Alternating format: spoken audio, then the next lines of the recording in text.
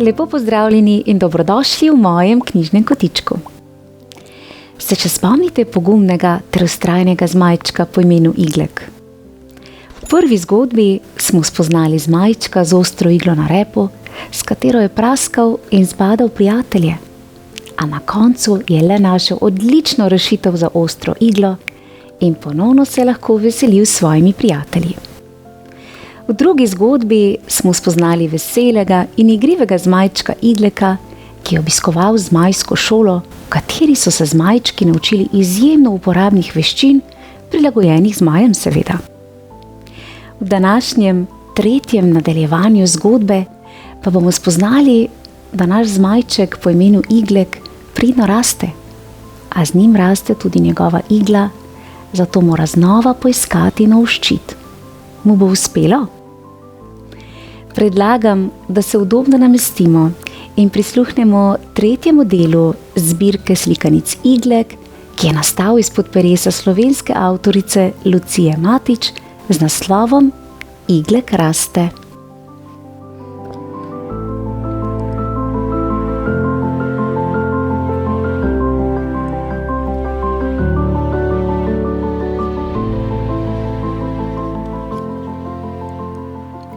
Iglek je bil mlad in vesel zmajček.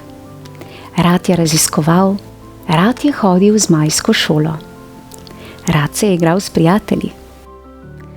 Toda ni minilo dolgo, ko je ugotovil, da ima novo težavo. Iglek je namreč rastel. In to naj bi bila težava, pravite. Res je, to ne bi smela biti težava, saj smo vendar vsi veseli, kadar smo zdravi in rastemo ter se pravilno razvijamo. Zakaj je to torej pri Igleku težava? Tako je. Zato, ker je skupaj z Iglekom rasla tudi njegova igla na repu. Postajala je večja in večja, njena konica pa vse bolj ostra in ostra. Ščit iz lubja je popuščal in ni več mogel varovati prijatelju pred njeno ostrino. Iglek je moral poiskati rešitev za svojo težavo, ali pa bo spet ostal brez igre s prijatelji, saj bi se ga ti zopet bali.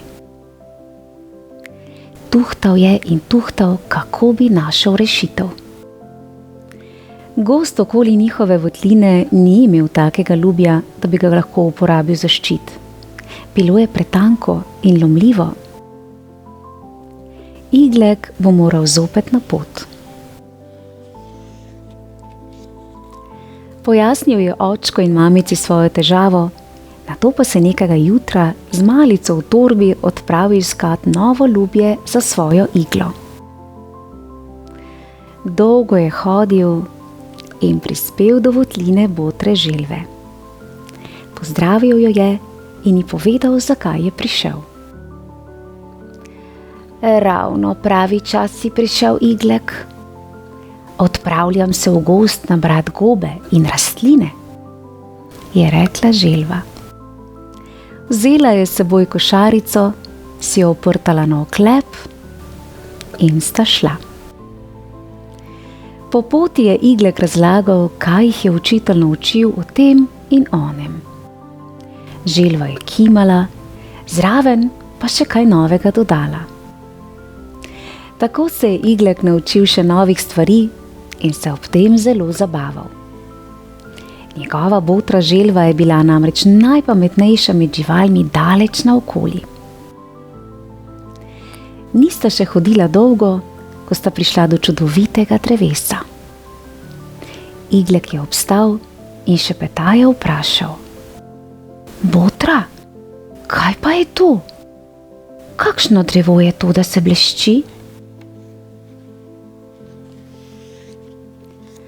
Botra mu je začela razlagati o drevesu in njegovem pomenu, toda Iglek je bil preveč prevzet, da bi pozorno poslušal, kaj mu razlaga. Ko bi le lahko imel ljubje tega drevesa, si je mislil. Ko si je navdušeno ogledoval drevo, je videl, da se na enem delu ljubje lušči. Poskušal ga je odtrgati, toda ni šlo. Vlekel je in vlekel, a ni popustilo. Poškodovano ljubje se ni hotelo ločiti od debla, pa naj je še tako vztrajno poskušal. Grizel je in vlekel, pa še praskal z nabrušenimi kremplji. Toda nič. Želva je opazovala njegov trud in čakala, ali mu bo uspelo. Vedela je, da mu ne more pomagati, saj nobena žival nima nič ostrejšega, kot je zmajski zob ali zmajski krempelj. Če torej Igleku samemu ne bo uspelo, bo ves trud zaman.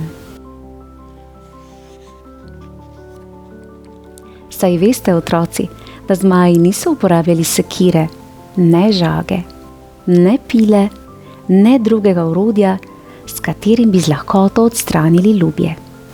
Pa ne samo to, z lahkoto bi posekali celo drevo in tudi cel gozd.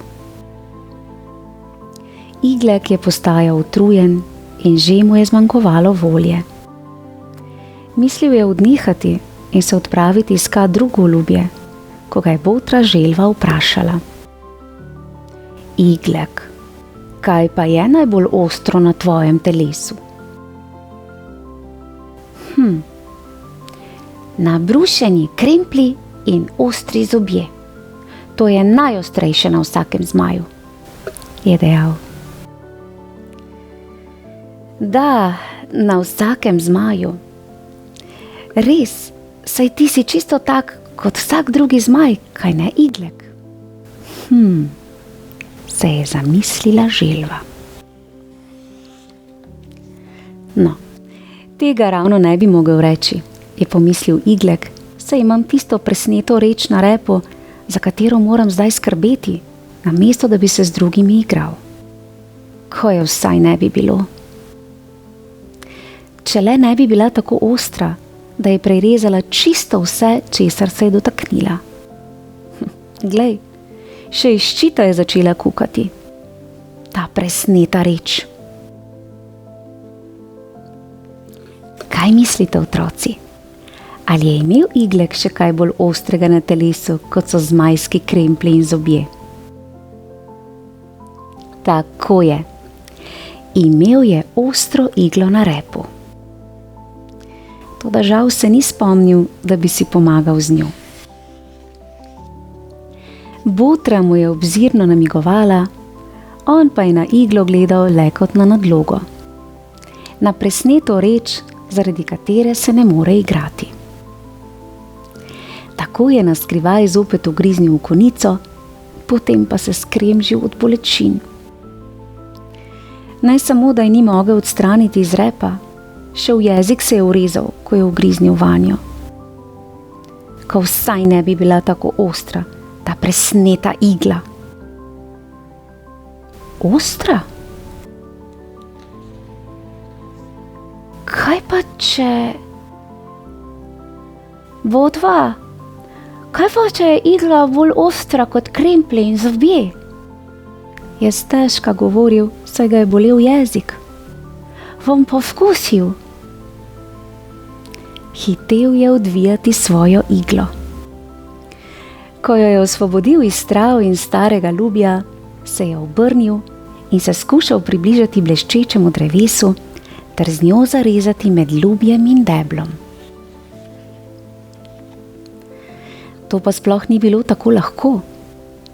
Moral je biti namreč s hrbtom obrnjen k drevesu, da bi z iglo dosegel ljubje. Toda tako ni dobro videl, kaj počne, saj ni imel oči na hrbtu. Obračal je glavo in se mučil. Želva mu je strani dajala navodila in skupaj sta počasi prihajala vse bliže in bliže ter uspela narediti prvi rez. Uspelo je dejala želva.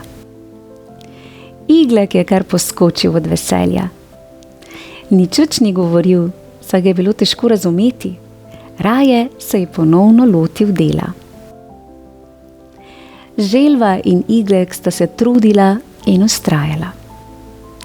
Napredovala sta čisto počasi, saj je bilo delo težko in zahtevno. Toda malo po malo se je kos lubja vedno bolj odmikal od debla in se nazadnje ločil od njega.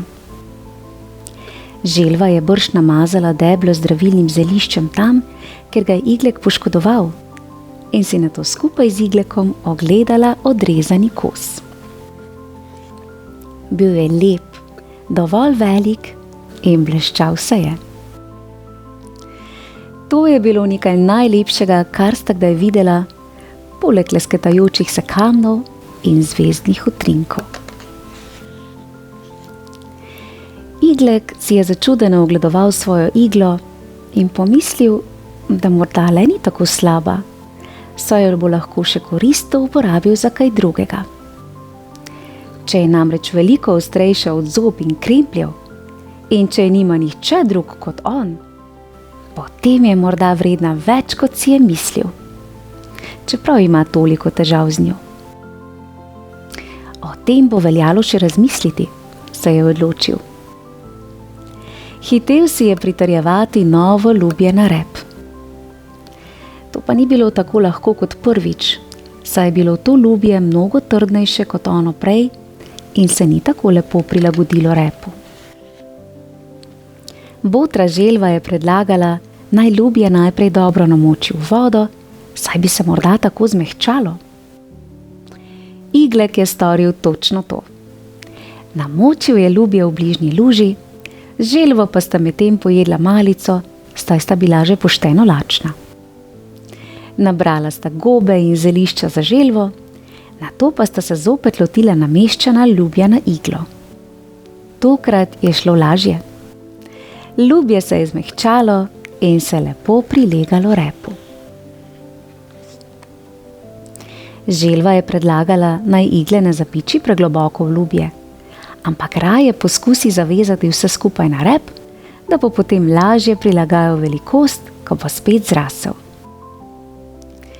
Iglek je storil tako in po nekaj poskusih mu je končno uspelo. Nič, si je rekel, do doma bo šlo. Potem pa bo spet prosil očka, naj mu pomaga in vse skupaj bolj trdno zaveže. Iglek je opazil, da je že pozno in da se mora odpraviti domov. Zahvalil se je botri želvi za pomoč. Pomagal je odnesti gobe in zelišča do doma. Pomislil je, kako je lahko srečen, da sta mu starša izbrala ravno njo za botro, ko mu je že tolikokrat pomagala s svojo modrostjo. Poslovil se je od nje, po poti pa sklenil, da ne bo drugim še nič govoril o tem, da je njegova igla ostrejša od zob in krempljev. Da ne bi kdo mislil, da se hoče z njo bahati ali pa strašiti. Naj vem za tole jaz, dokler ne bo pravi čas, da izvedo še drugi, je pomislil in hitel domov.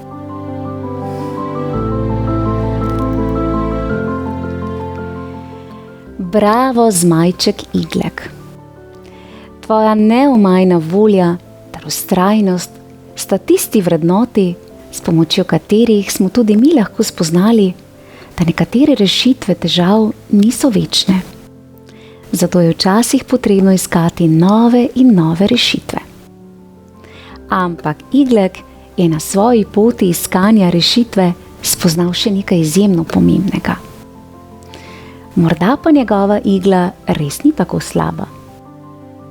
Me res zanima, kaj vse je Iglek spoznal in doživel še v ostalih, skupno kar 11 nadaljevanjih zgodb.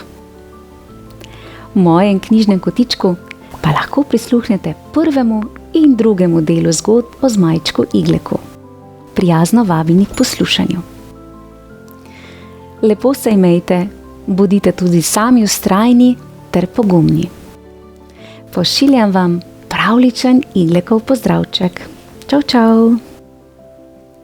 Bravo, Iglek. Si pa res vztrajen.